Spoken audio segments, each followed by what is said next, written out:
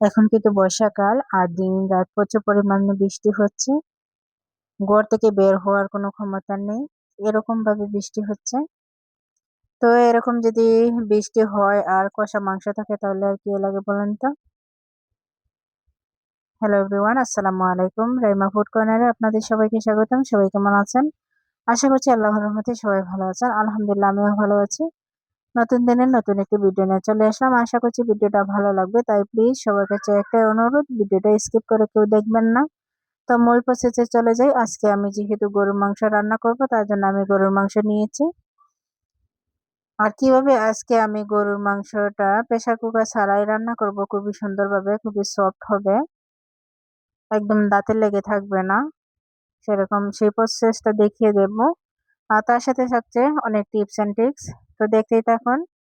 তো এখানে দেখতে পেলেন আমি পেঁয়াজ কুচি নিয়েছি আর আদা রসুন বাটা আছে, গোটা মশলা আছে, কাঁচামরিচ আছে।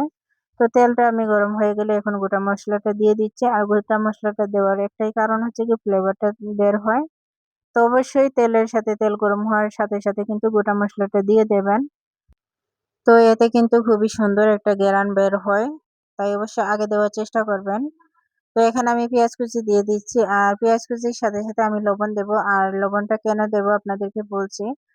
পেঁয়াজটা দেখবেন সহজে কিন্তু সেদ্ধ হতে চায় না, অনেক সময় ভেজে নিতে হয়, তার জন্য খুব সহজে ভেজে নেওয়া যায়, এর জন্য কিন্তু আমি পেঁয়াজের সাথে সাথে লবণ দিয়ে দেব এখন।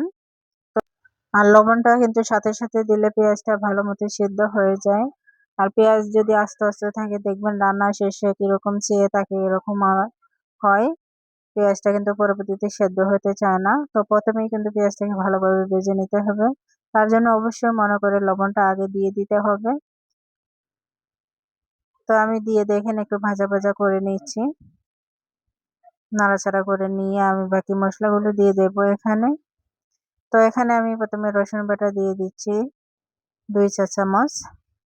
তো গরু গোশতের ক্ষেত্রে অবশ্যই সমান সমান দেবেন। একটা কথা মনে রাখবেন, অন্যান্য কিছুর ক্ষেত্রে বা মোরগ বা খাসির গোশতের চেয়ে গরুর গোশতটা রান্না করতে অবশ্যই আলাদা নিয়ম ফলো করতে হবে। তাই কেউ স্কিপ করে দেখবেন না। তো এখানে আমি আদা রসুন বাটা সমান সমান করে দিয়েছি।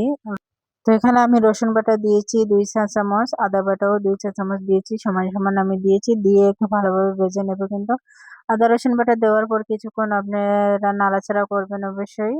ঘন ঘন নাড়াচাড়া করে নিতে হবে, তা না হলে পাতিলের তলায় লেগে যেতে পারে।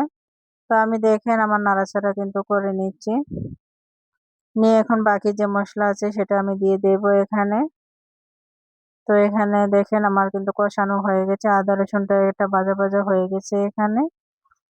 তো এখন আমি মরিচের গুঁড়া দিয়ে দেব 2 চা চামচ। লাল মরিচের গুঁড়া আমি 2 চা চামচ দিয়ে দিলাম এখানে। আপনারা আপনাদের ঝাল অনুযায়ী অবশ্যই দেবেন, যে যেরকম ঝাল পছন্দ করেন সেরকম দেবেন। তো এখানে আমি হলুদ গুঁড়াও 2 চা চামচ দিয়ে দিলাম। জিরা গুঁড়ো আমি দিয়েছি 2 চা চামচ। দিয়ে এখন আমি পানি দিয়ে একটু নাড়াচাড়া করে নেব। একটু পানি দিয়ে দিচ্ছি যাতে মশলাটা পুড়ে না যায়। অবশ্যই পানিটা দিয়ে দিবেন। দিয়ে কিছুক্ষণ মশলাটা কষিয়ে নেব ভালোভাবে। তো এ পর্যন্ত যারা আমার ভিডিওটা দেখছেন লাইক দিতে ভুলে গেছেন, প্লিজ একটা লাইক দিয়ে ভিডিওটা কন্টিনিউ করবেন। আর আমার চ্যানেলে নতুন বন্ধু হয়ে থাকলে সাবস্ক্রাইব করে পাশে থাকবেন। অলরেডি যারা সাবস্ক্রাইব করে দিয়েছেন তাদেরকে অসংখ্য ধন্যবাদ। তো এখানে আমি কাঁচামরিচ দিয়ে দিচ্ছি কয়েকটা, একটু ফ্লেভারের জন্য কিন্তু। তো আমার গ্রেভিটা দেখেন অনেকটা সুন্দর হয়েছে, কিন্তু পেঁয়াজটা এখন আর আস্তে আস্তে দেখা যাচ্ছে না। পেঁয়াজটা গলে গেছে কিন্তু। তো পেঁয়াজটা প্রথমেই ভেজে নিতে হবে ভালোভাবে, তার জন্য কিন্তু এভাবেই সুন্দর একটা গ্রেভি আসবে। তো আমার দেখেন মশলাটা কতটা সুন্দর হয়েছে, পারফেক্ট হয়েছে। কালারটাও কিন্তু খুবই সুন্দর হয়েছে। তো কোনো কিছু রান্না করার ক্ষেত্রে মশলাটাই কিন্তু আগে বেস্ট, ভালোভাবে কষাতে হয়। তো এখন আমি গরুর গোশতটা দিয়ে দিচ্ছি। দিয়ে এখন ভালোভাবে একসাথে মিক্স করে নেব। রান্নার স্বাদ হচ্ছে কি কষানোর ক্ষেত্রে ভালোভাবে কষাতে পারলেই রান্নার স্বাদটা বেড়ে যায়। আর গরু গোশতের ক্ষেত্রে তো বেশিক্ষণ কষাতে হবেই। তা না হলে নুন, হলুদ বা মসলা যেগুলো দেওয়া হয়েছে সেগুলো কিন্তু ভেতরে ঢুকবে না। তো আমি এখানে মিক্স করে দিচ্ছি আর আমি 10 মিনিটের মতন এখানে কষাবো। গরু গোশতের ক্ষেত্রে একটু বেশি সময় কষিয়ে নিতে হবে মসলাটা ঢোকার জন্য। আর এখানে আমি প্রেসার কুকার দিয়ে যেহেতু রান্না করব না, অবশ্যই কষিয়ে নিতে হবে। আর প্রেসার কুকারের ক্ষেত্রে আপনারা কিন্তু হাতে মেখেও রান্না করে বসাতে পারেন। তো আমার রান্নাটা দেখেন কিন্তু 10 মিনিট আমি কষিয়ে নিয়েছি ভালোভাবে।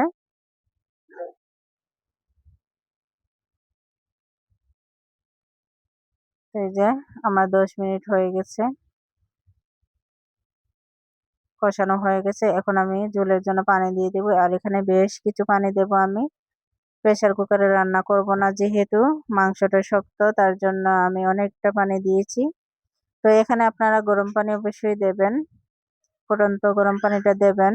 এতে কিন্তু তরকারির স্বাদটা ভালো থাকবে, বেড়ে যাবে। তো আমি অনেকটা পানি দিয়ে দিয়েছি। পানি দেওয়ার পর কিন্তু আমি এখানে 1 ঘন্টা জাল করে নেব। বেশিক্ষণ অনেকক্ষণ ধরে আমি জাল দেব। আর তাও আমি মিডিয়াম টু লো হিটে জাল করব। লো থেকে একটু বাড়িয়ে দেব আরকি। একদম হাইতে এটা রান্না করব না। একদম লো থেকে মিডিয়াম এরকম আঁচে কিন্তু আমরা রান্না করে নেব। এতে কিন্তু দেখবেন মুখে দিলে মিলিয়ে যাবে। প্রেসার কুকারে রান্না করলে হয় কি সেদ্ধ হয় ঠিকই কিন্তু একটা রগ ভাব থাকে, খাওয়ার সময় দাঁতে বেজে যায়।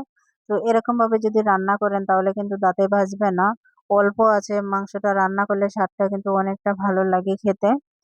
তো এখন আমি ভাজা জিরার গুঁড়া মসলা যেটা জিরার গুঁড়া সেটাও আমি 1 চামচ আবার দিয়ে দিলাম। প্রথমে কিন্তু দিয়েছিলাম। তো এখানে কিছু পেঁয়াজ বেরেস্তাও দিয়ে দিচ্ছি একটু স্বাদের জন্য। তো আপনারা চাইলে কিন্তু এটা স্কিপও করতে পারেন। তো আমার কাছে ভালো লাগে তার জন্য আমি দিলাম। তো অবশ্যই এই রান্নাটা অল্প আঁচে রান্না করবেন সময় ধরে ধৈর্য সহকারে। তো আমার এখানে এই রান্নাটা করতে 1 ঘন্টার উপরে লেগেছিল। তো আমার রান্নাটা কিন্তু হয়ে গেছে। এখন আমি নামিয়ে নিয়েছি বাটির মধ্যে। দেখেন কতটা সুন্দর পারফেক্ট হয়েছে কিন্তু। তো আমার বাসার মধ্যে মেহমান আসছিল। তো এগুলো আমি বেড়ে নিয়েছি। আর একটু সাজানোর জন্য আমি পেঁয়াজ বেরেস্তা উপর থেকে দিয়ে দিলাম। এটা জাস্ট সাজানোর জন্য দিয়ে দিয়েছি।